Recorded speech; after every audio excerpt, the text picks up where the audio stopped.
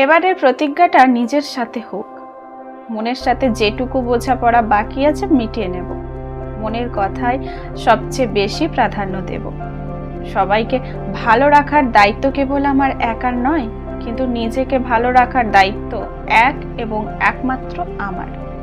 নিজের মন আর অস্তিত্বটুকু ছাড়া এমন আপন আর কে আছে? অশ্রুবিন্দু মুছে এবার হাসতেই হবে।